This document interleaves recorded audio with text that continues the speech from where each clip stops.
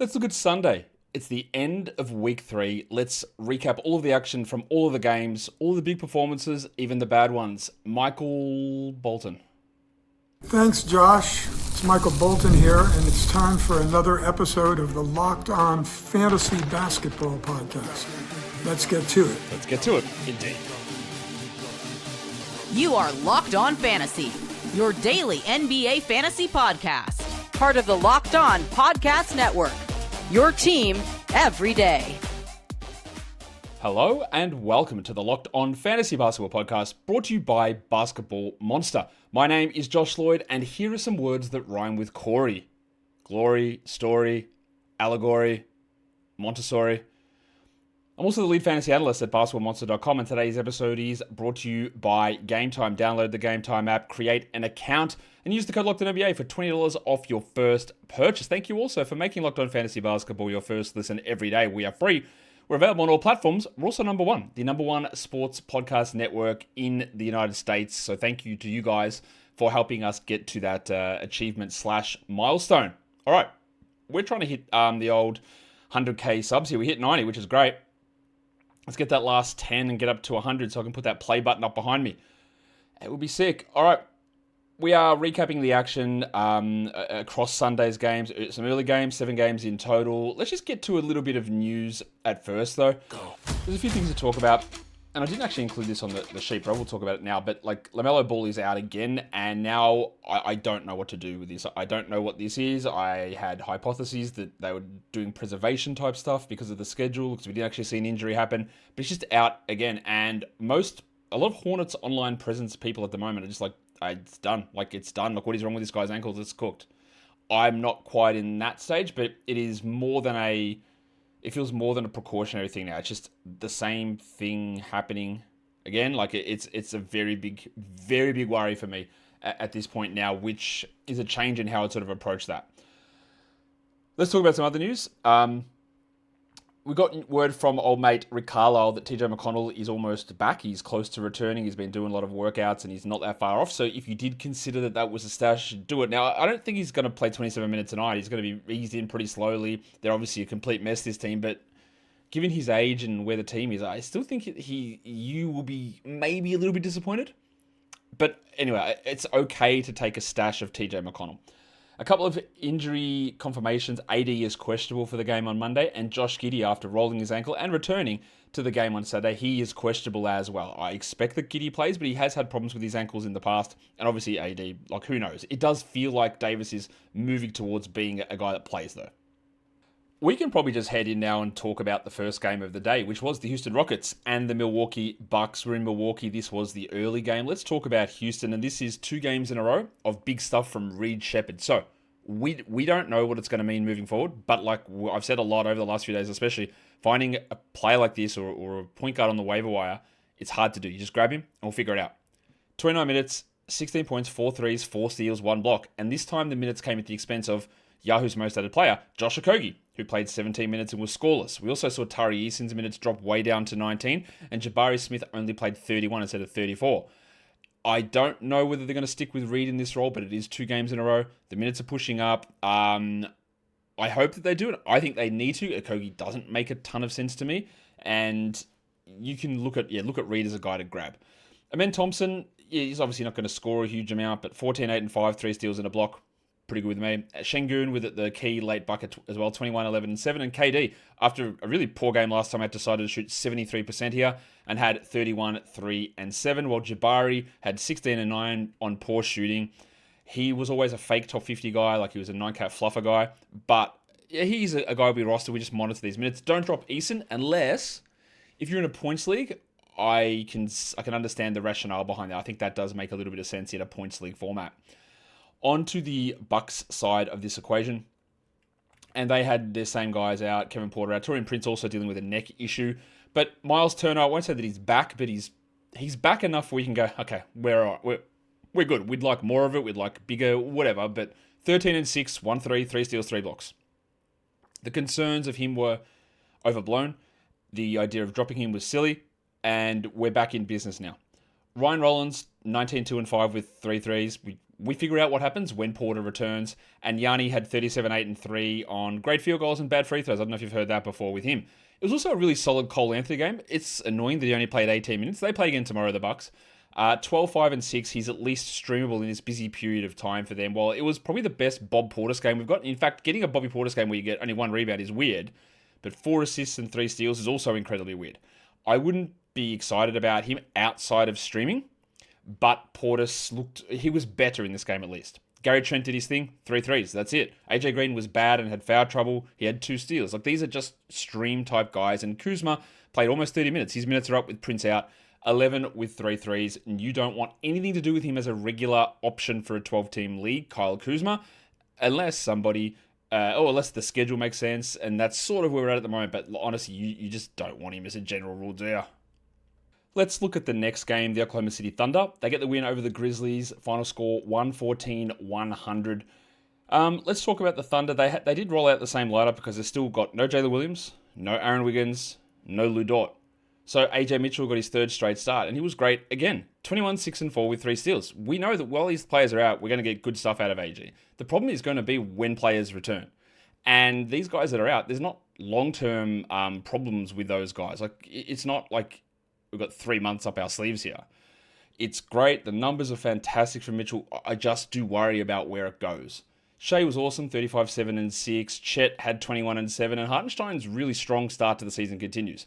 18 points, 13 rebounds, 1 block, 73%. There's a little bit of sell high going on here at the moment, but I'm pretty doubtful you're going to be able to execute anything there. What is also a little worrying here is that the Hong Kong mattress, Cason Wallace, played 34 minutes. He had 6 points. Now, he only shot 20%. He got his 2 steals, but he is also another one that when players return, will he play 34? Will he play 28? Will he lose out to Mitchell at some point? At the moment, all Cason is doing, honestly, is just giving you steals. He's not really doing anything else. He's not really providing in any other categories consistently. And it's a roller coaster. I know that people will think it's blasphemous to even consider that he'll be a drop. I'm pretty sure he will be a drop, honestly, at some point, because it's just hard to maintain that value on our team when guys are going to be returning, which I think is going to happen soon. On the other side of it, the Memphis Grizzlies.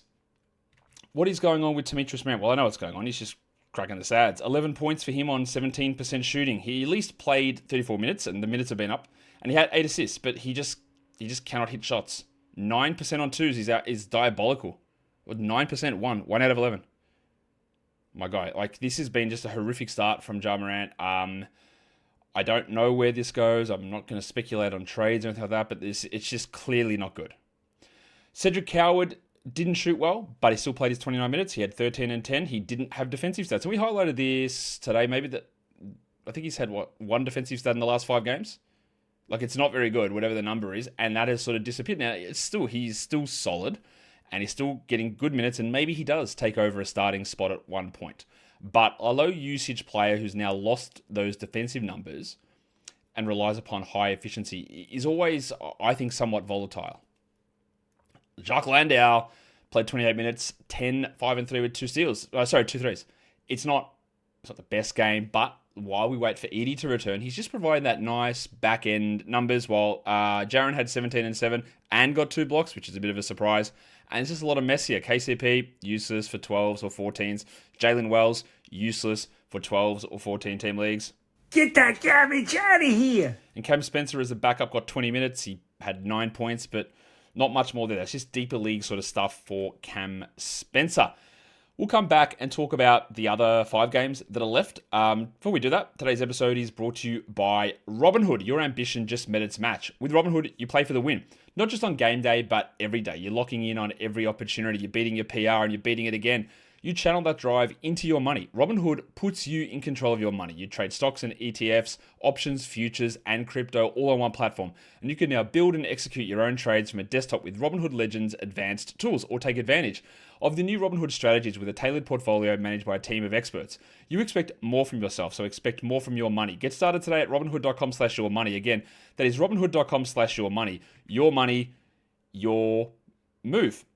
Today's episode is also brought to you by Game Time. The NBA season is off and running, and nothing beats being there live to watch your favorite team, your favorite play, your fantasy players, whatever it is, your local team. Get there, watch it live in action. But sometimes getting tickets is a pain. There's long queues, there's hidden fees that get chucked on a checkout. That's not the case at Game Time. Whatever the price is you see is the price that you get. It's the app that gives the fans the advantage, the life hack for scoring amazing NBA tickets fast, easy, and stress-free. And you can even find NBA tickets for under $25.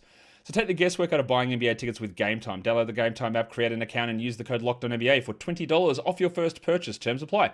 The code is LOCKEDONNBA for $20 off. Swipe, tap, ticket, go.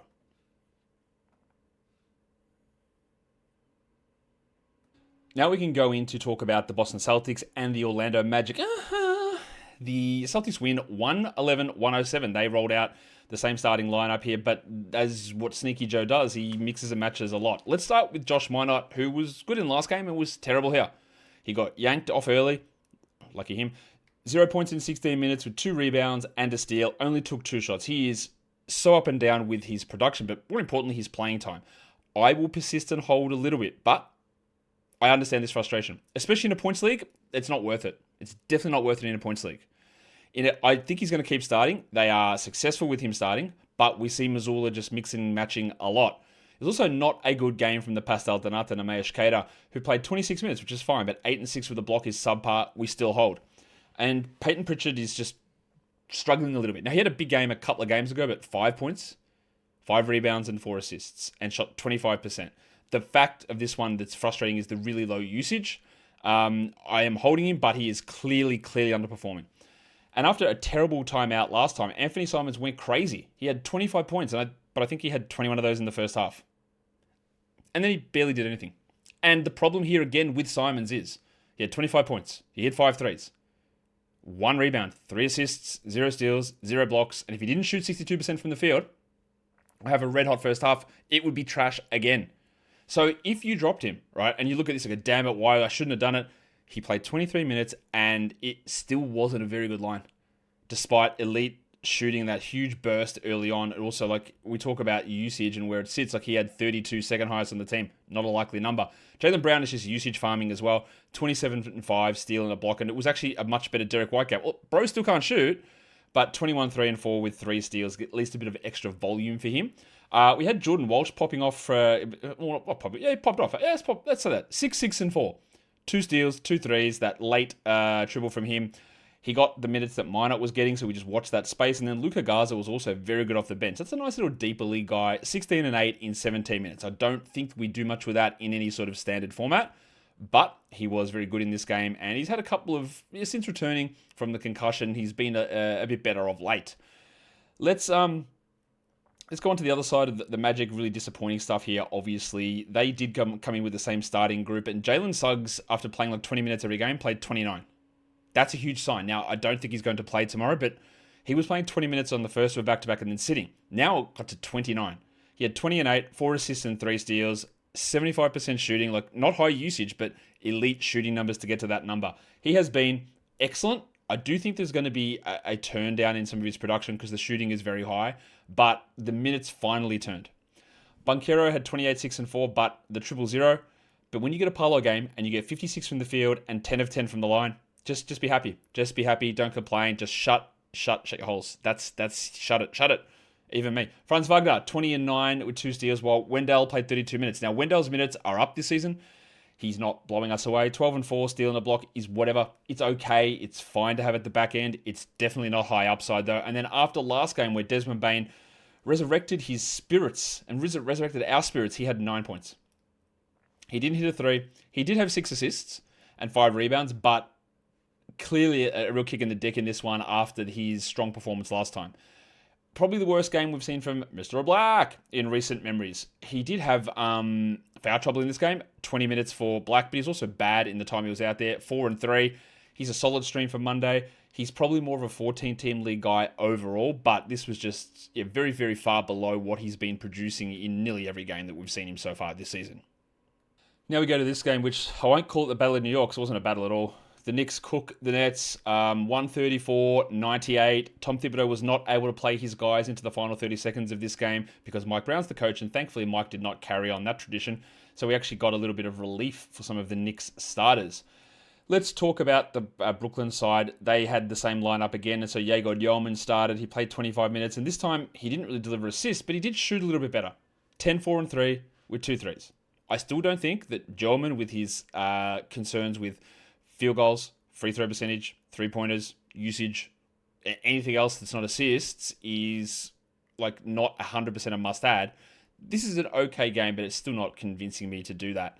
Claxton only played 22 minutes, 12 and 5, with 5 assists, which he keeps doing, and 2 blocks, while Drake Powell, also good minutes. I talked about Powell on the waiver wire show today, just saying, hey, they gave him big minutes, and then he came out and shot unbelievably again.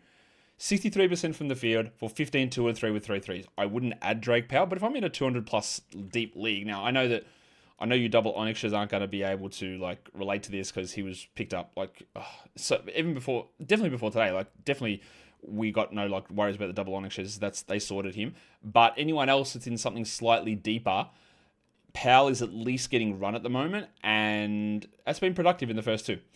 After we sort of convinced ourselves, well, maybe Terrence Mann's got the chance here. Yeah, scoreless in 18 minutes with 4 assists. It's Terrence Mann.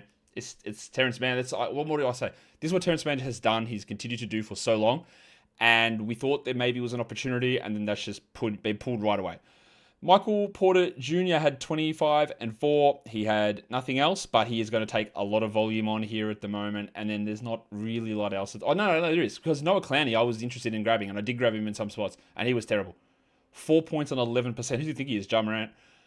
2 blocks is good because he had not had a defensive stat all season, so at least we got those. But that is just poor minutes, poor usage, bad rebounds, and didn't hit the free throws either. So look, just an all-round disaster. If you added him, as I did, I will hold him. But it's a sobering performance. And I want more from him, and the previous 2 games were good. That was bad, and that's just one of the things that happen sometimes. Let's talk Knicks. Not that there's much to talk about. No one even got to 30 minutes, which again is a miracle. Brunson had 19 and 7. Towns had 28 and 12, and the Jedi Anunoby continues to be great. 19 and 8 with 4 threes, while Robinson had 2 steals, 2 blocks, and 8 rebounds. He is not for everybody. That's why I don't think he's a must roster. He is for some of you, but he's not for everybody. He's still going to be limited, but that is 3 games in a row that he's played, so that's a huge W. Only 21 minutes for Josh Hart. He had 11 and 7, and he shot 71%, so you're feeling a bit better about the injury in the hand. I still would like to see him getting over 30 minutes a night, and in points leagues, I'm not really excited here at all. Category leagues, it's getting a little bit better, but it's still not fully convincing me. I want 30 minutes for that to make more sense to me as an addition across multiple sort of formats. Next one, really close one, the Pistons and the Sixers. The Pistons win 111-108 on the road. Detroit were without their starting power forward in Tobias Harris, and then Isaiah Stewart, the Flamin' Galah, had replaced him, and he was also out. So they did go, in fact, to rugged Ronnie Holland. Let's start with Holland, who started and played 33 minutes, and yeah, it couldn't have gone much worse. 20% shooting on 15 attempts. So look, the minutes are fine, 33 minutes. The attempts are good, but just couldn't convert it. 9 points, 2 threes, 4 rebounds, and 2 steals, and 1 of 2 from the line. Just get a normal shooting night, and it looks pretty good. Now, I don't think that Harris and Stewart are long-term absences. They play again tomorrow, so maybe there's utility in using Holland there. He almost certainly won't shoot that poorly, but we just really need to see. It doesn't look like it's anything long-term. We got 34 minutes from Asar Thompson, 14, 5, and 4 with 3 steals. Not quite where we want him to be, but again, it's getting closer. While Cade had 26 points in 41 minutes, he had 11 assists as well. Duncan Robinson had his random good game, 17 points. He had 3 steals. He had 4 threes. But we know what he is. He's a points and threes stream guy. Don't look at anything else, and you'll be okay. But then Jalen Duren. I do not know what's going on with this guy. He is putting together an absolute corker of a season. We're talking a top 20 guy at the moment somehow. And I just didn't, absolutely completely wrong on this guy. I did not think that he had this level of elevation in his game. It's been ridiculous. 21 and 16, 2 steals, and 2 blocks. 73 from the field. His free throws have been excellent, 71% here. His usage is up, just out of nowhere. Kudos to him. Kudos to you if you drafted him. I didn't see it. I think it's just clearly wrong how I projected him out, and he has been ridiculously good and continues to impress every game. Basically, he's been unbelievable, and We'll see if it stops or slows down, like in history would tell us that it probably will, but maybe he's just good now. Or they're not even good, like very good. The Sixers. Adem Bona doesn't even start now when Embiid is out. It is the big avocado who is playing well. 35 minutes for Andre Drummond. 17 and 12, 2 threes, a steal and a block. So now he becomes our elite stream guy. Bona is unfortunately limp. 2 points in 12 minutes. He did have 3 blocks, so desperation block streaming for Bona is possible, but they have made the old switcheroo. Trent Watford was a hot ad. I thought it made sense to add him. I did add him in places, and he was bad. He started. He played 25 minutes, and he had 7 points. Now, one of the things we talked about on the Waiver Wire show earlier today was that his true shooting number was just way, way too high. It was going to come down. But I still didn't think that he'd have a game that was this bad. 7, 3, and 2 with a steal on 38%. If I added him, and I literally did, I'm not dropping him. What the decision needs to be made on Watford is what happens when Paul George comes back. But he's not back. We'll see if there's any impact when Don Barlow returns. There might be. This is just a bad game. If you added him, do not make a reactive move and drop him straight away. Well, I wouldn't anyway. I would hold on to it. Now, of course, this is not a good week for the Sixers with only 2 games on. But those 2 games are both streamable or usable days.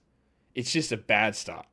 Maxey had 33, 4, and 7, while Grimes had just 30 minutes. And this is, while Grimes was still good, 13, 5, and 4 with a steal, the worry on this team, and it's going to get worse when George is back, is that how does everybody get enough touches and minutes? And Grimes is awesome, but sub 30-minute bench guard is not, it's not an easy role to pull off as a great fantasy player.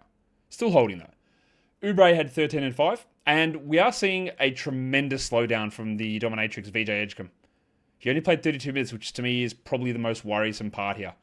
11 and 6, low usage, bad field goals, bad free throws. He did have a 1-1, but after that ridiculous start to the season where there were some outlandish takes going on, he's not playing well.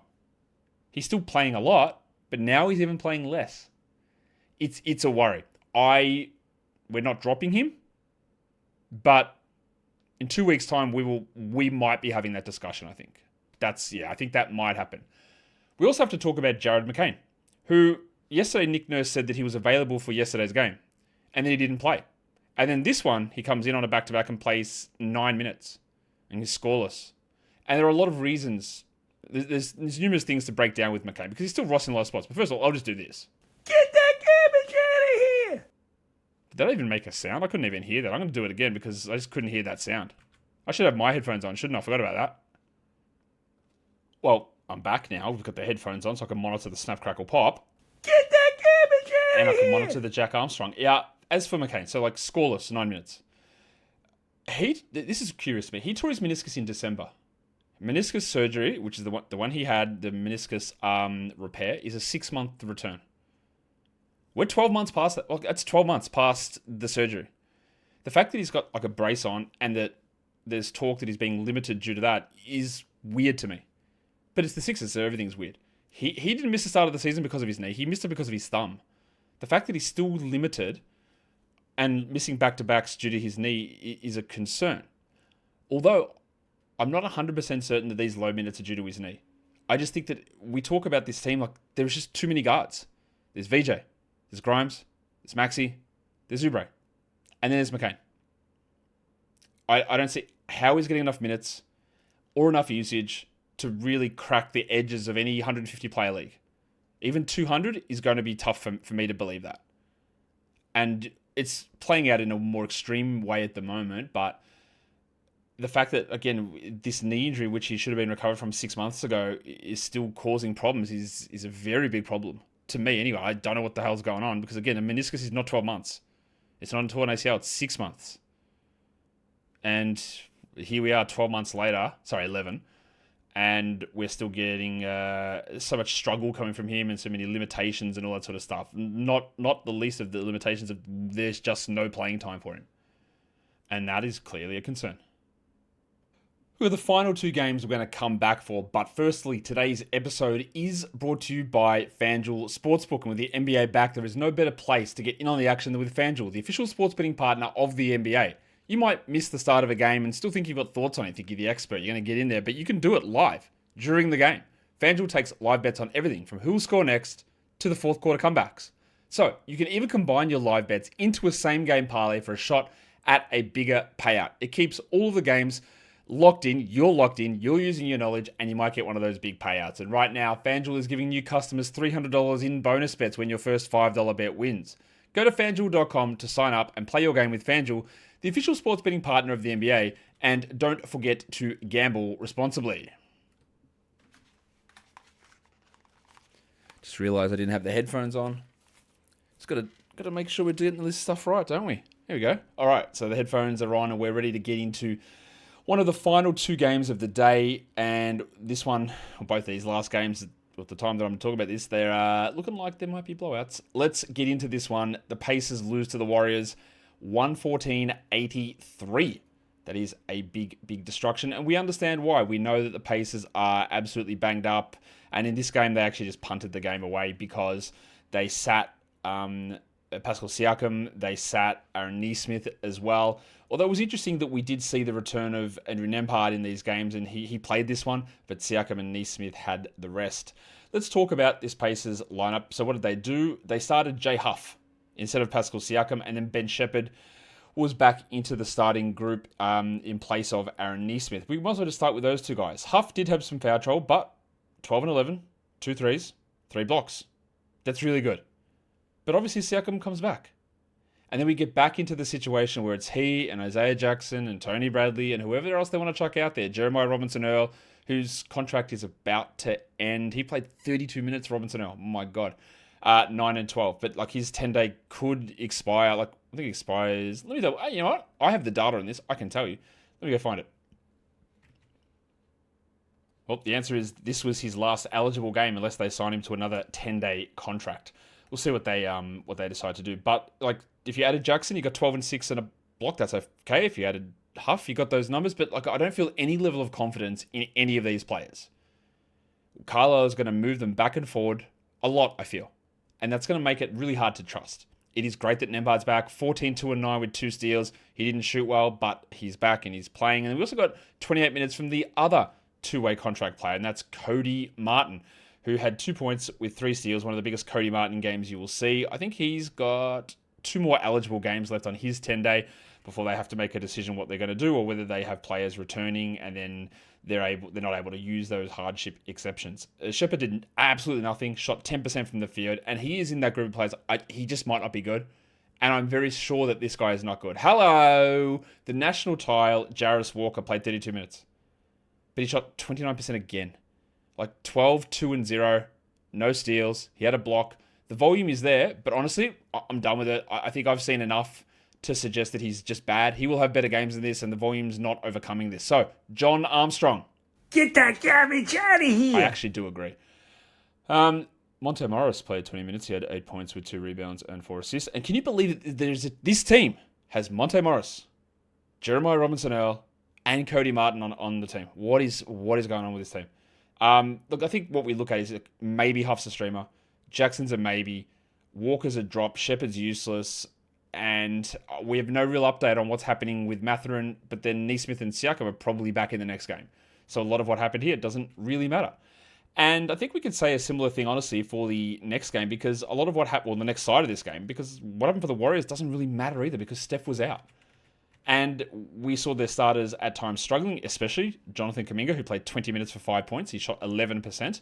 He did have 8 rebounds, but no defensive stats. And he has really, really cooled off. And he looks like the old Kuminga, which is terrible news for fantasy. I do think that we still hold him, but it's looking bad at the moment. Draymond played only 25 minutes, and they actually made another change to the starting lineup. It was Moses Moody who went to the bench this time, and Quentin Post who started. Post played 24 minutes. He had 14 and 8 with 2 threes. That's great. If we knew that he was playing these minutes, we'd consider him at least a stream guy, but his minutes are all over the place. Podziemski started in place of Curry, 32 minutes, 14 and 6 with 2 steals, poor shooting. He, again, just feels like a fringe player versus any sort of must-roster guy, while Moody, who had those 2 monster games, then a stinker, played 23 minutes here with 13 points with 3 threes, 2 steals and a block. Not bad, not good, but Steph coming back just complicates all of this, and I wouldn't be bothered with Moody. I think Podziemski's okay, but if you go shallow 130-team league, 130-player league, more accurately, I don't know that that's worth it. Jimmy Butler had 21 and 9. He had 7 assists. He shot well, but then weirdly 1 of 4 from the line. Like, what's going on there? And then Horford had a good game. But like, we chucked nearly all of this out because old mate Steph is going to be back. By the way, I believe we had a revenge game from Buddy Hield here. Yeah, 8 points in 20 minutes. Cool.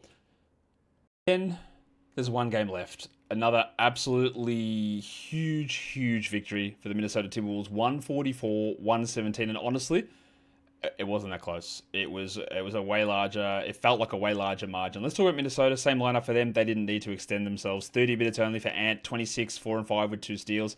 A huge game from Gobert. 19 and 12 with 5 blocks on 90% shooting. That is a huge performance from Gobert, which we don't normally get it like that. And Randall continues to play well. Now, he wasn't quite at his best, but 19, 6 and 4 and another 50% shooting night. I still think there is a sell high happening here, but he also is just, I think, better than a lot of people think that he is.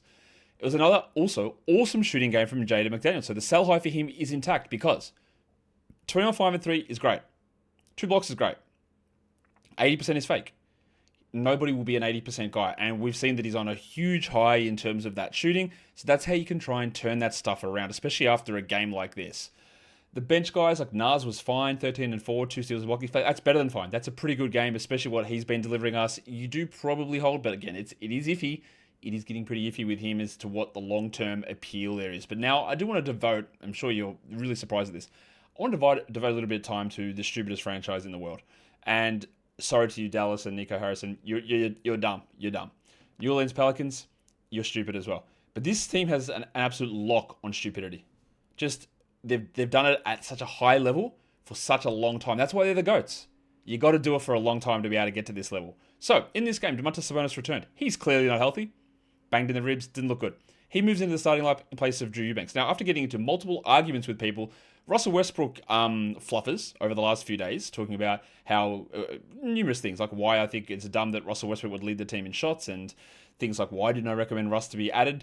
It's because I don't think that anything on this team makes sense. Russ does not make sense on this team. Russ is not good enough to be a starting player in my mind, and they were starting him and prioritizing him, and nothing added up. So they made a move which probably confuses me even more. Russell Westbrook goes to the bench so that the big sneeze, Precious Achiuwa, can start. Now, I know that up against the big team with Randall, McDaniels, Gobert, that's all fine. Achiuwa signed 5 days ago, and he is bad. Now, is Achiuwa's game here bad? 12 and 10 with a block in 29 minutes? The numbers are okay, but nothing about this team makes any sense at all. Yeah, they are missing Keegan Murray, but the problem when you have literally one forward on your roster, like Keegan, and then he gets hurt, is you're done. And he's not that good. He's just so important because they don't have anybody else to do that. And then the players that they assemble together just make zero sense together. That is why I faded every one of these people, because none of this stuff makes sense. So do you add Achiuwa? I don't think so, because I don't even know that he's going to start the next game. They might go straight back to Westbrook, who was absolute John Armstrong. What was he, John? Get that garbage out of here! Terrible. 16 minutes, 6 points. Stealing a block on 29%. He went from leading the team in shots and playing 35 minutes to getting 16 minutes. I wouldn't be shocked if he's playing 30 next week or next game starting. I think it's a real possibility that they're just going to mix and match guys.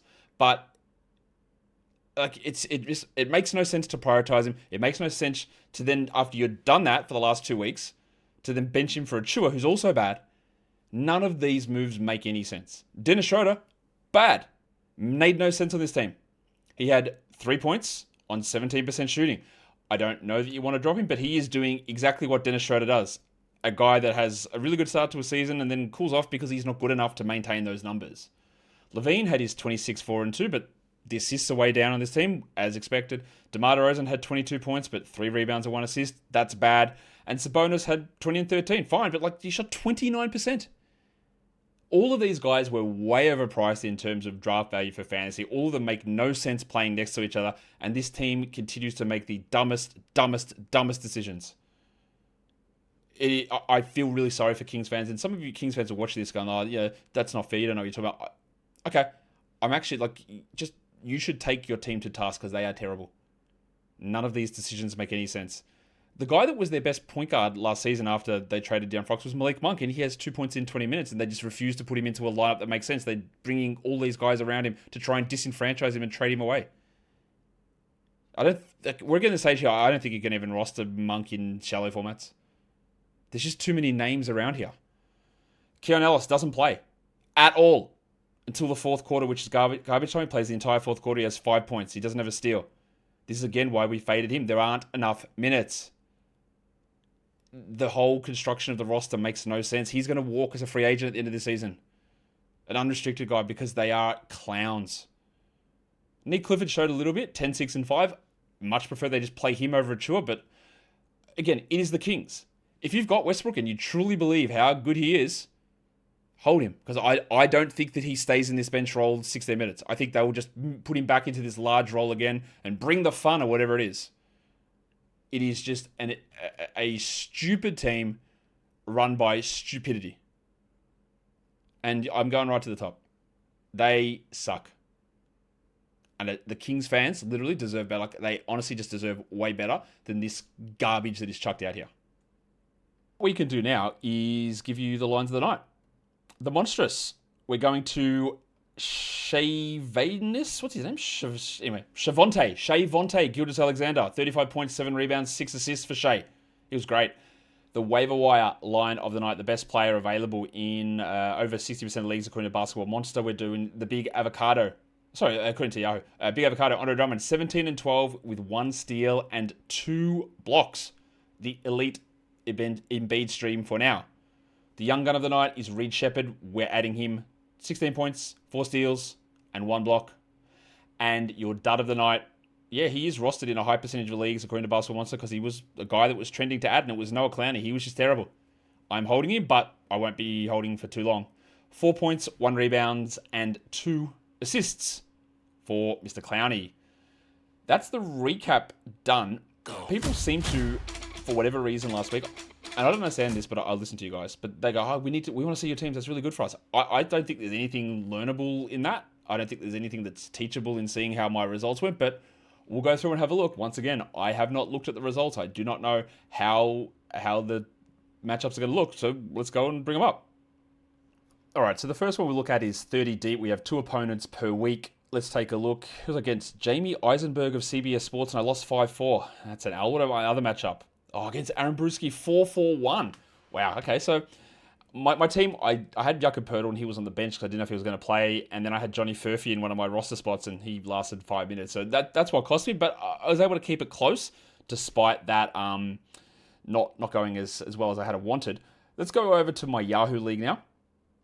And this was the league that you saw the live draft for. It's like a 14-man league with extra long benches. I won that against Stan Sun. He's from Rasball and has been riding at the Athletic as well. I beat him 5-3, so I'm very happy to get that victory there. That'll push me to, 15 and 11 after 3 weeks. All right, so that's good. And now it's time to get to my Fantrax leagues. All right, let's start with industry pickup.